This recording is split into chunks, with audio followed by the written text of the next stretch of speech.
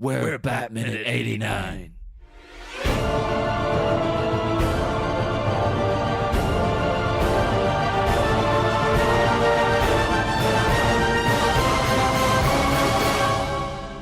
Hello, everyone, and welcome back to another week of Batman at 89, the podcast where we surgically butcher our way through Tim Burton's 1989 Batman film, 1 minute at a time.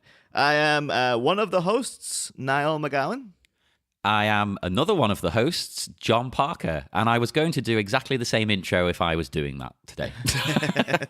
And today we have another guest in the Bat Minute Mine, all the way from sunny Australia, although I think it's winter there at the minute. Yeah, it's not very sunny right now. I miss the sun. I need it back. But we have a YouTube mythology vlogger. I don't know why I said that in that voice, because that's exactly what she does. We have, from YouTube and Australia, Dael Kingsmill. Hello! Thank you so much for having me. Oh, no problem at all. Thank you very much for doing it. So, Yeah, it's great to have you on the show. I mean, being invited to talk about Batman movies, what a chore, right? I know, when he asked me to do this show, I was like, oh God, I can't be bothered with that.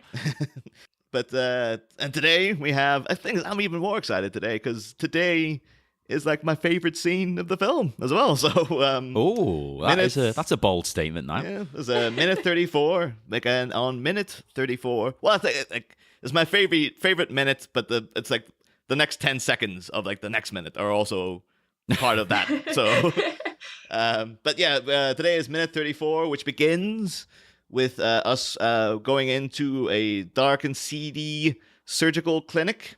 Ooh. And it ends 1 minute later with, presumably, it's not Jack Napier anymore, guffawing his way out of that same surgical office. So, ooh, who could it be? Yeah, so we mentioned briefly last week when we saw like the very beginning of this office. Like, we're talking about how dirty it is, and it is pretty rank looking. It's the grossest. And it just looks like it's even. I don't think we mentioned last week, but like in the way in, because it's got like a towel rack that seems to have like a bloody rags on it as well. It's like oh yeah. And it's got the old the rubber gloves, but it looks like the Dr. Nick, like, these gloves came free with my toilet brush, kind of. Like 10 years ago. I'm going to make a bold claim. I don't think it's the most hygienic surgical office in the world. No. Potentially not, no. Not even slightly. In fact, we said in an earlier minute, we were saying how, well, my impression of it was they'd broken in and just used it as a space to do this. But Niall, you thought maybe this is where he always goes, didn't you? Yeah, and then I actually have something to back that up now. Yeah, I was going to say, I also did some research, and you are correct. This is the doctor that he would always go to get bullets removed and things, which is even more baffling to me. How do we have that information? This is fresh from the novelization of the film, you see. Ooh, I'm gasping a lot. I'm shocked by everything I hear. But apparently, well, I suppose we should introduce, because this doctor, he even has a bloody name and everything. That blew my mind. Yeah, this is Dr. Davis, according to the novelization. I don't know why I was expecting something more exciting than that, but I was really expecting something, I don't know, maybe German, Russian. Well, the thing is, that we'll get to in a minute to the actor who plays him, because he is a bit more like international, I guess you would call it. But as a character, Dr. Davis apparently lost his license years ago, but Jack Napier found him. He found him? What, in a ditch? He was the only one to turn to when he hid out in the past. Davis worked in a building with broken windows that was described by Jack as being too low rent even for rats. So, then why is he going there then? He's a mobster, and this town's run by mobsters. I guess maybe because he's had a hit out on him. He's like, Grissom wants him dead. So it's like, if he shows up with some of the more well-known mob doctors, maybe they'll be like, no, we got to take care of this guy. So it may be that like Dr. Davis is Jack Napier's guy. He's not for the maybe not for the rest of them. So wait, if Jack Napier found him in a ditch or elsewhere, so did he find him just now after, because he didn't have the hit on him before, So did he only just find him now for the post, chemical incident? Yeah, minutes before. No. It does. Apparently, it says it does. He's taken bullets out of him in the past, so he has a relationship with this guy. So why didn't he go to glitzier places in the past then? Exactly my point. Man. Yes. Oh yeah, that's a fair point actually. Yeah. But apparently he does. It says again like Jack did not like the disgusting environment, nor did he like a quack like Davis, but he knew that he was the best that he could get. So what? Okay, all right. I'm just gonna have to accept the holes in Jack's story. It's more just like this is the best he can get. You think Gotham's such a corrupt city? Every doctor would be like, "Yep, we'll take a bullet out of whoever comes in." So yeah. Plus, I mean, I suppose half the doctors in Gotham become supervillains anyway. So yeah, they're not doing actually like much surgery. They're up to all kinds of things. So yeah, maybe this is the best he could get, which is sad, really, for Jack. That's upsetting. Yeah. I want more for our boy. I don't know if I can feel sad for Jack. Well, to be fair, we have covered in the past, and pretty much every minute that he's been featured in since we started, Jack Napier is a bit of an asshole. So yeah, but so's his boss. I mean, he's living in a world of assholes. Oh, like I think Grissom seems nice. Like when he's not been mobstery, I think he's probably like. I think when he's not been like going out killing people, Grissom strikes me as the type who'd be like, he'd take good care of his guys, and he'd be quite affable. Okay, but you understand that that's one hell of a addendum on that, though, right? That when he's not going out and murdering people. Yeah, but I'm like a big fan of like Goodfellas and stuff. I've kind of gotten out in my head of like, oh, they can do whatever they want as long as they're nice people. It's fine. It's fine. As long as they donate some money to a children's hospital at Christmas. Yeah, exactly, yeah. But again, as I said, we have some info as well on the actor who plays Dr. Davis. Yeah, and his name is Steve Plytas. He is his original name apparently though is Fokion Stavros Plytas. Oh, I love it. That is cool. And he was born 1913. He originally comes from what was then Constantinople, but as we all know now, Istanbul was Constantinople. Yeah, now it's Istanbul, not Constantinople. It's been a long time gone, Constantinople. Now it's a Turkish delight on a moonlit night. So, yeah, I can keep going. I'll do the whole song. He's here all night, ladies and gentlemen. I just realized too when I was like, because I hadn't listened to it in a while. I was like, the first time I heard that song was in an episode of Tiny Toon Adventures. I think that's where I first heard it too. Yeah, and it was the They Might Be Giants version, and they even had they had the characters dressed up like They Might Be Giants. It's like, that's so weird. Like, you wouldn't do that in a show now. It'd be like, we're going to get this weird indie alternate rock band to come in and we're just going to animate the characters to look like them. And the children won't get who that is for like another 20 years. But that is playing the long game there. Yeah. That's like Arrested Development times 10. It's like, we're laid the groundwork there, but this is jokes you'll only get when you're an adult. But I mean, we're talking about it, so it worked.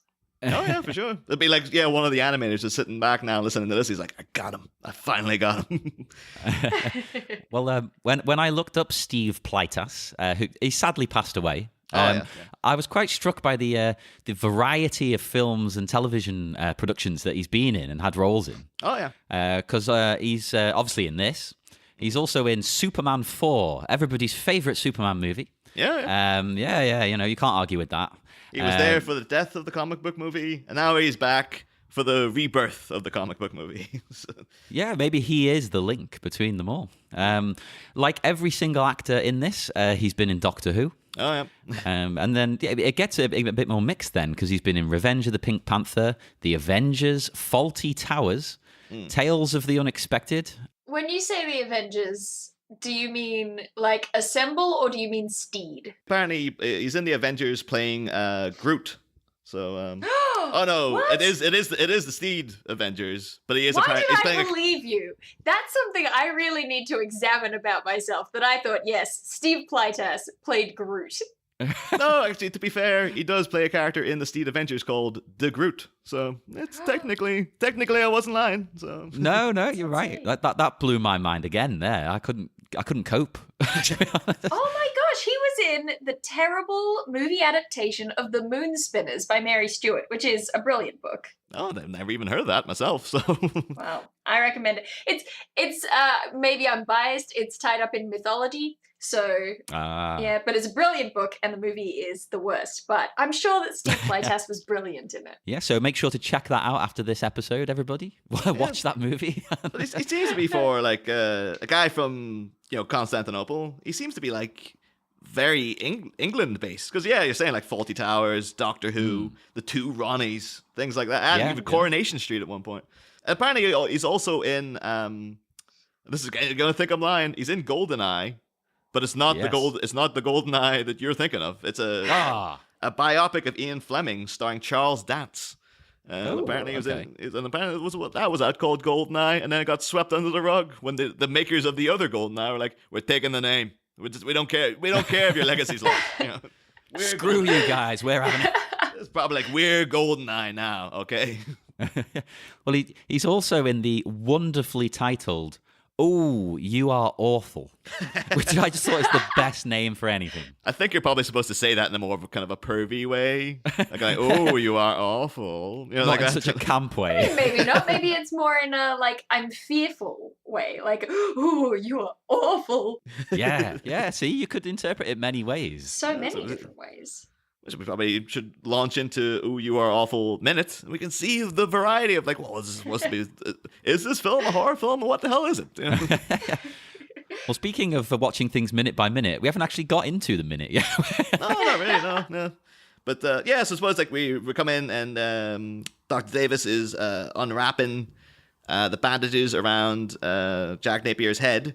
And it's just me, because I know this is supposed to be the minute where Jack Napier snaps at the end. But it sounds to be the way he's kind of sitting, like he's kind of wavering his arms. He's all like, yeah. Like it sounds like he's a bit out of his head already. But well, here's the thing. Have the chemicals and stuff he's fallen into made him go insane? Or has the effects to his body then snapped him and made him go insane? I mean, I'd love to blame it on the chemicals, but I think it's the face thing. Because like you have the drip feed of him caring about appearance throughout the earlier parts of the film. Yeah, definitely. Very stylish man. And that is a very much like that's tied into. Well, we'll get to that when we get to when it actually happens in this minute. But like it always seems to be like in classic Joker stories. It's always when he sees sees what he looks like. That's the moment where he always flips, basically. But and then I think I'm taking this as well as another sort of Frankenstein reference, because obviously then we got a close up of his bandage wrapped hand kind of twitching and trying to hurry him up. And that really reminded me of in the old James Whale Karloff Frankenstein, when the monster is awakening and the bandage covered hand is twitching, and this is the birth of a monster. So it's a much less sympathetic monster. Does that make Batman his victor? Well, potentially, yeah, I guess, because then that's one of the things though, because Batman created this Joker, but then this Joker also created Batman because he killed Bruce Wayne's parents. So I guess it's like maybe that was their like, so this kind of makes Batman like the bad guy. Maybe if we make it that the Joker killed his parents, it kind of clears him a bit, because like, no, he did it to him first, like that kind of thing. Well, I actually like that, because obviously in a lot of the other Batman movies and things, Batman does inadvertently create the crime, doesn't he? Like the criminals get worse, and you get these supervillains because he's Batman. Yeah, he's like the catalyst for like a virus to spread kind of thing. Like that's the. And in a way, he kind of is again in this, even though they've completely changed like the Joker's origins and things like that. Because he's here, he's made the Joker inadvertently, just in a very different way. Yeah. It was one of those ones like it if you want to get into like the blame game though, and you could always go back to like, well, Jack Napier just shouldn't have been a mobster. Like it's his own fault. Like he shouldn't have been there anyway. That kind of thing. But back to the whole thing of if you go out and kill people, are you really a good guy? But see, I'll defend Grissom. Jack Napier is a prick. Like I'm not gonna. I can't defend him. Yeah, for sure. Oh, he's definitely dead. Why? I don't know why anyone would hang out with him, and I don't know why Bob's so loyal to him. Like, what did what did he do for Bob? That Bob's just like, I lay like my life for this guy. Like it doesn't make any sense. He's such a Well, prick. I'm going to defend him. I'm going to defend him slightly, right? Because we don't know his background. Who knows? Him and Bob could have been like young street kids. There's not a lot of work going. They get sucked up into this thing. Maybe they don't really want to do it, but they've got nothing else. So I'm going to defend. I don't know. He's just trying to get by, man. I think he's a bit too much of a grinner for. It seems to be again when we see that flashback of him killing the Waynes. He looks like he's really enjoying himself there. So yeah. But anyways, well, I was keeping an eye out. It struck me as well because like this, we don't see the face in this bit, but like Jack at this moment starts, he starts tearing the bandages off himself, and there's a great little minute where he grabs Dr. Davis's collar as if he's going to do something, and he kind of goes like, no, and he gets back to erratically tearing off the bandages, and I thought like, because we don't see his face, that this would be like, oh, it's just like a double to come in, but looking at that hairline. That looks like that's Jack Nicholson's hairline. Like it's the old receded. Yeah. That's true. It's like I know because I've had that hair, man. Like I had that hair in my early 20s, so before I decided to get rid of it all. So I always perpetually keep an eye on people's hairlines just to be like, where are you at? Like what's happening there? As an identifier, that's how you pick people out of a crowd. There they are. It is a weird thing because like I spent so much time when I was balding looking at my own hairline. I do have it. It's almost like a jealousy thing of just like checking out other people's hair. It's like, oh, you getting on? And then there's like a little sadistic pleasure when I see someone receding a little bit, and I'm like, welcome. Hey, what are you saying about me then? Now that mine's going, I was like properly like, welcome to the party, pal. But, I am astonished though if that is Jack, because as we've said in previous minutes, his contract was so. Like he made it a very strict contract. I'm working next to no hours. I'm doing what I want and leaving when I want. See, I'm coming in without that information. Yeah, he basically dictated his own terms.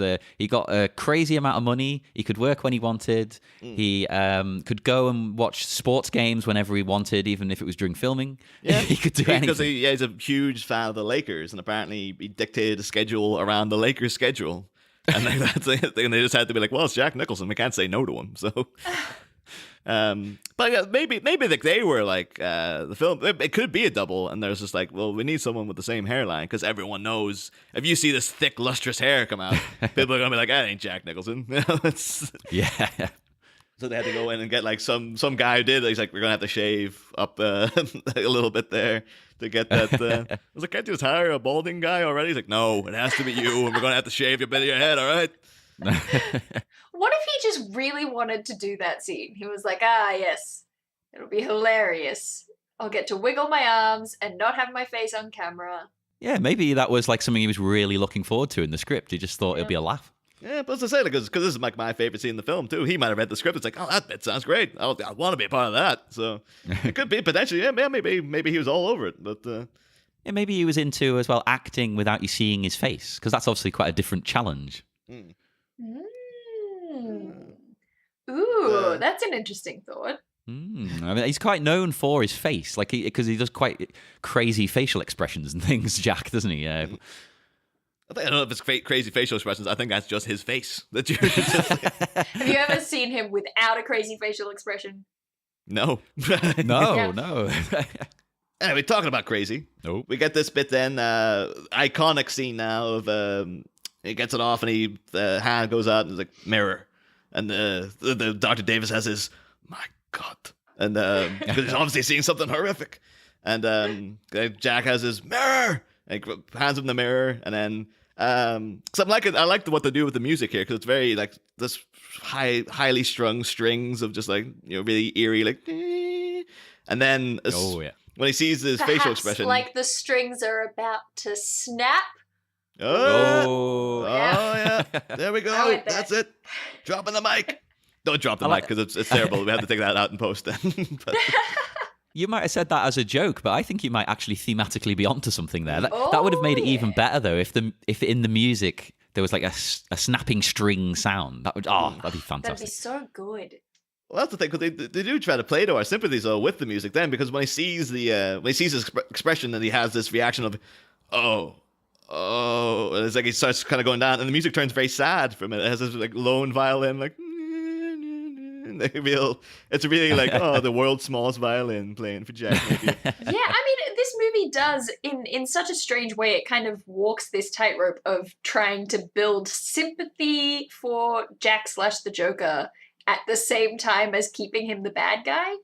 Yeah. I think it's because it's Tim Burton's his interest is in the Joker. Like we've talked about it before, because I went to see Danny Elfman performing like all the songs he did with Tim Burton, like the big orchestra day. Well, he didn't conduct it, but he came out at the end and sang a lot of the Nightmare Before Christmas stuff.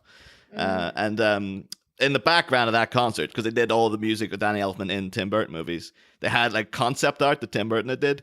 And the amount of stuff, like with Batman, it was all pictures of the Joker. It was all pictures of the Penguin, all pictures of Catwoman. And then there was like one of Batman, and it was just him in silhouette. And that's a real dictator. It's like, oh, he's not interested in Batman. He's interested in the Joker. So okay, but let's be real. Is anyone actually interested in Batman? Just dropping it in there. I feel like people say that they like Batman, and what they mean is they like the universe of Batman. Maybe this is just my own disdain towards Bruce coming out, but people always have a different favorite. Oh, you got beef with Bruce, eh? Well, we'll save that for the next minute when he pops in, then, I suppose. Oh, definitely. I'm excited about that. Because, I mean, I like Batman. You probably shouldn't be. But it's just me complaining about Bruce being a terrible person. Well, actually, in the next scene, it's arguable that what he's doing seems a bit like, it's a bit seedy. But we'll get that's next episode. So. Yeah. I mean, I will just say I do like Batman, though, to answer your question, but he's hard to be too enthusiastic about. But I think that's kind of his role. Like, he's there to be kind of a bit bland sometimes. Because the crazy characters play off him. Although they often reference the fact that he's crazy. Like, oh, you're dressed like a bat. But then his personality is not particularly extravagant. How did he make bats boring?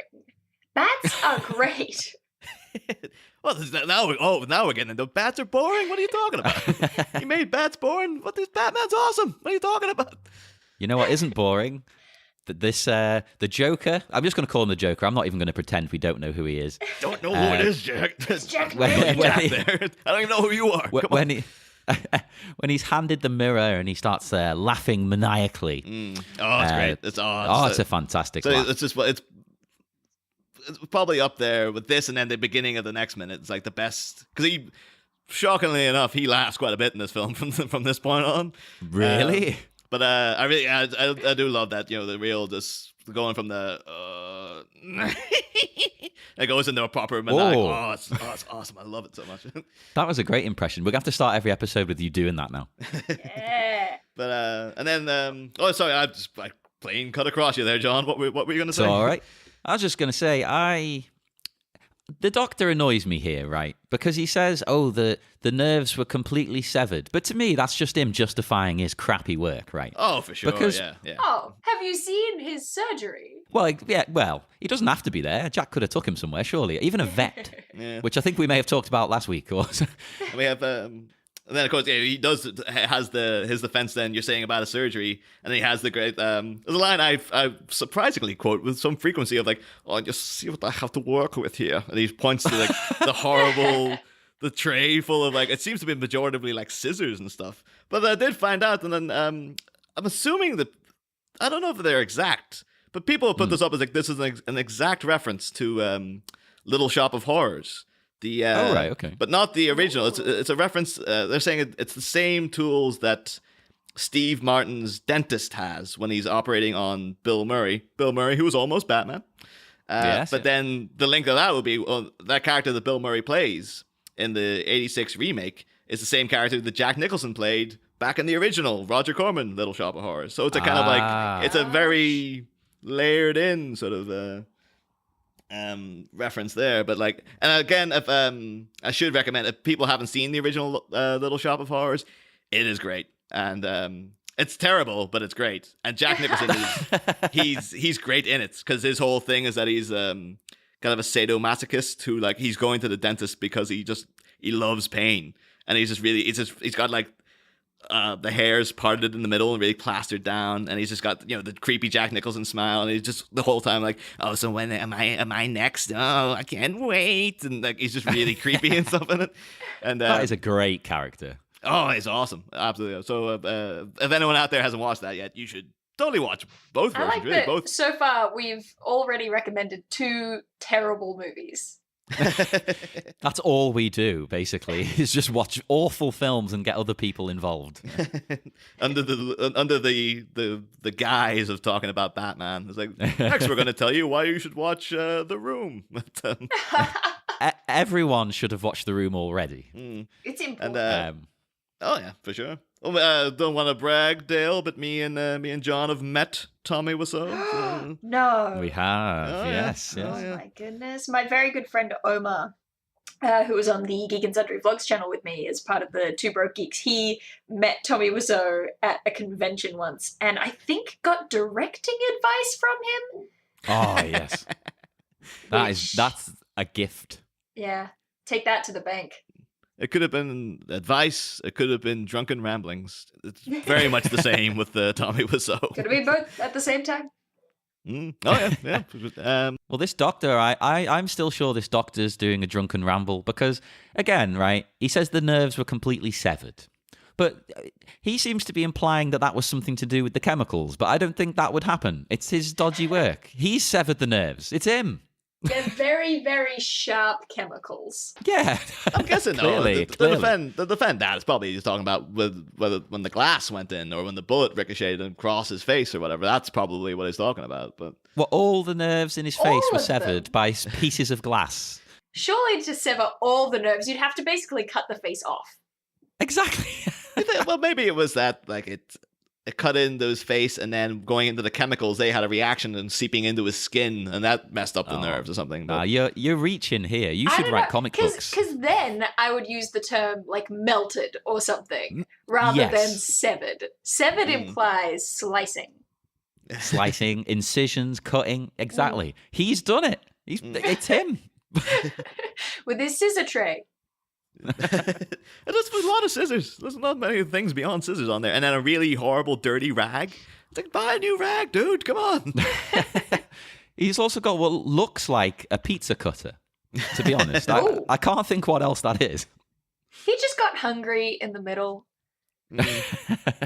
This is probably, like, it's just like, oh, yeah, well, he's under. Like, what's he going to care, you know?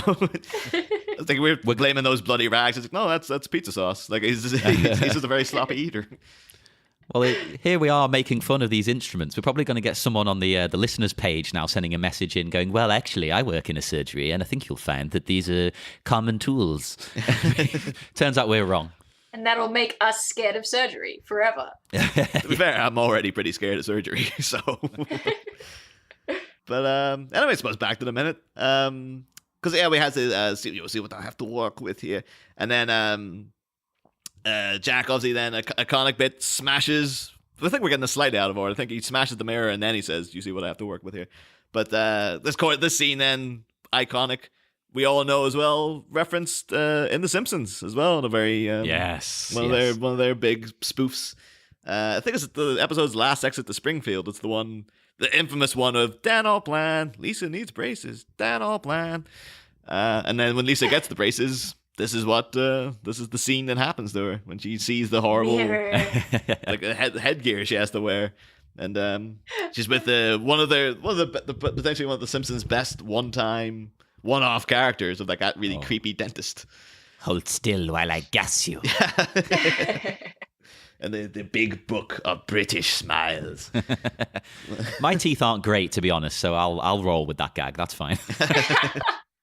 But and then so again, get Jack, hoists himself out of the chair, knocks that little pathetic looking lone light bulb, swings into, smashes, and then starts his sort of, again, a very kind of Karloff Frankenstein-esque sort of shuffle across the room while he's still hysterically laughing. And again, more evidence that Jack Napier is just the worst, because that poor surgeon has so little to work with already, and then you go after his lighting? His one light bulb. Yeah.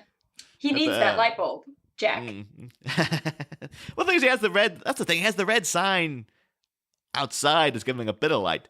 But then this is starting to make me think now that like we saw that red sign on the way in, but it looked like it was on a different part of the building, and it's the same red sign they used a couple of scenes back with Eckhart. It's like, what? They only have one sign? Come on. I think the production had one sign and they just kept moving it around because it's in loads of different places. Well, because the budget that would have gone to more signs had to go to Jack Nicholson and enabling his Lakers games. That's it. He's just like, geez, guys, you really want to get a new sign, don't you? It's like, oh, we want a new sign, Jack. But we had to sign you up. That's what happened. Money well spent, though, because this acting's great. I love the way he shuffles off, as you say, and they're still going to great lengths to keep his face from us, which just works beautifully, building the suspense and the tension. It is Jack Nicholson acting. We still don't know whether it's a double or not. That is a very good point, actually, yes. I'd say, though, it's definitely him doing the voice, at least, because that's for sure. I know when Nicholson laugh when I hear it, and that's Jack Nicholson. But absolutely. What work does that take to go into the recording booth and just do a couple of lines? I mean, dissing voice actors everywhere. Well, it's he's doing one little scene, and it's Jack Nicholson. He's probably just there having a drink, put his feet up. I'll just knock this out in one take. There you go. But again, because we briefly mentioned it earlier, though. But this is to compare this to other Joker origins. We're saying because he smashes the mirror, and it seemed to be after he saw himself in the mirror. That's what sets him off. And of course, in one of the most classic pictures of the Joker is in The Killing Joke, when he comes out of the chemicals and he sees his face and he starts laughing, and then there's the kind of shot of him with his hands in his hair, like staring down the comic book reader with the big maniacal grin on his face. And I said, like, I think we'll put it up for, I think we mentioned it in the previous minute, but like in the original, the man behind the red hood, when they did that story first, and it shows you the Joker's origin, and he like looks at himself in the mirror, and he's just like, oh my god, my skin is white and my hair is green. What a joke on me. Oh no. It's in the golden age, so it's a bit like, it's a bit lame, but a bit it's not, well, I don't want to knock the golden age of DC, but it's just a bit like, this isn't the way you'd write these scenes now, pretty much, so. Hey, if you want to knock the golden age of DC, this is the place to do it. You're with the right person here. I don't give a damn. I mean, it has its charms. Oh, so you've got a defender of the golden age right over here. So. I don't know if I'd go that far. But, yeah, I don't think I will hate on the golden age in any sense, but I do prefer the more current stuff.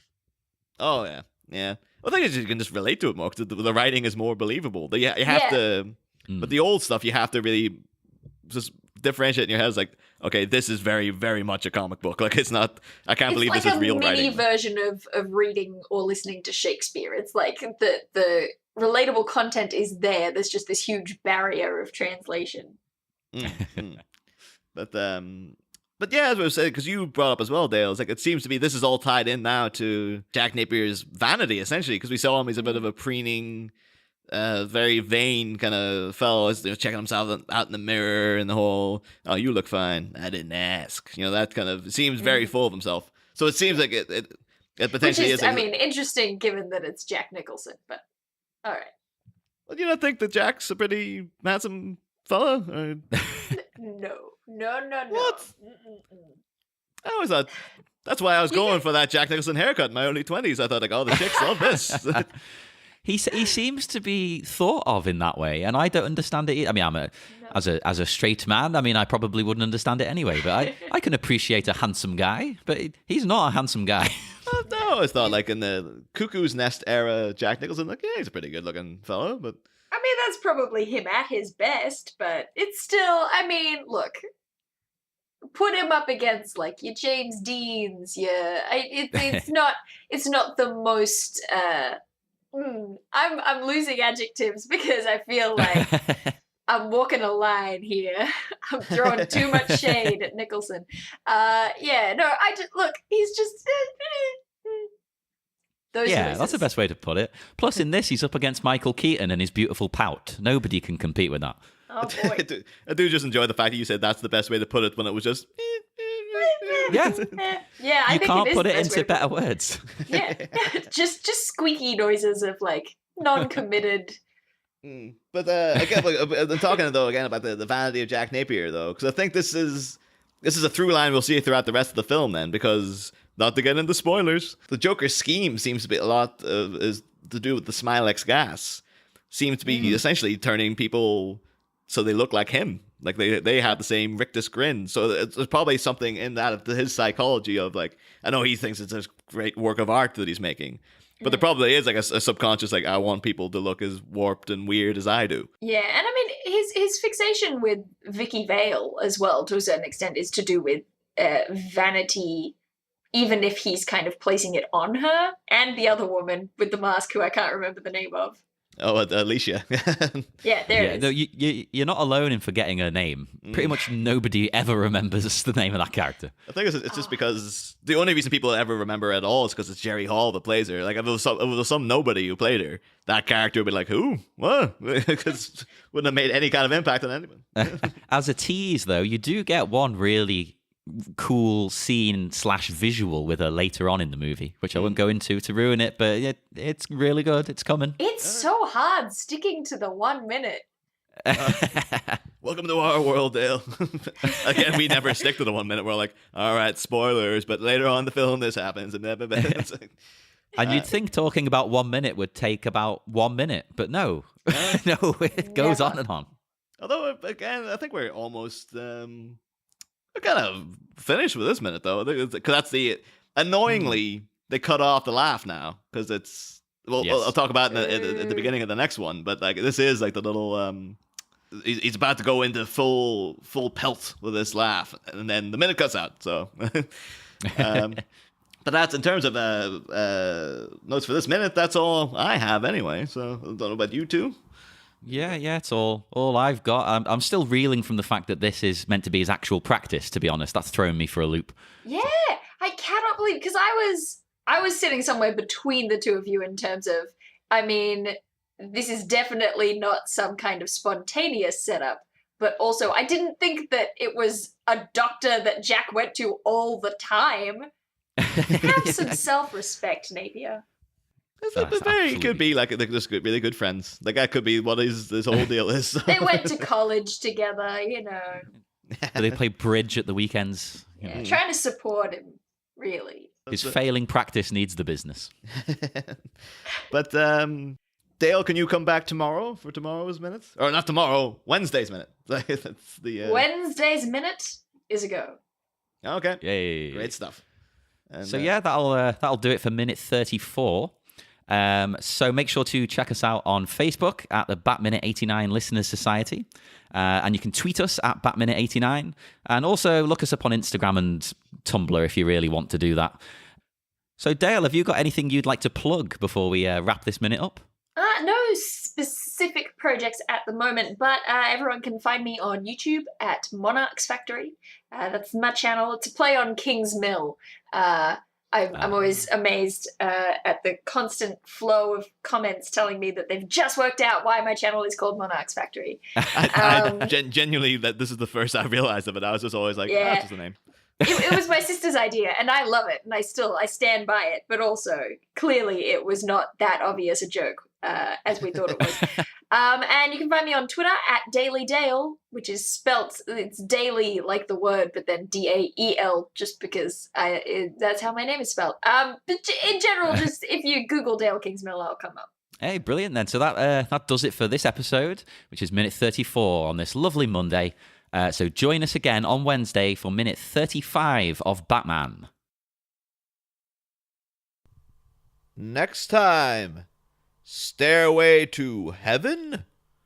As a peeling and unappealing patient is left in stitches, will a romantic rendezvous ramp up into rabid eroticism? Find out next time, same Bat Pod. Different Bat Minute.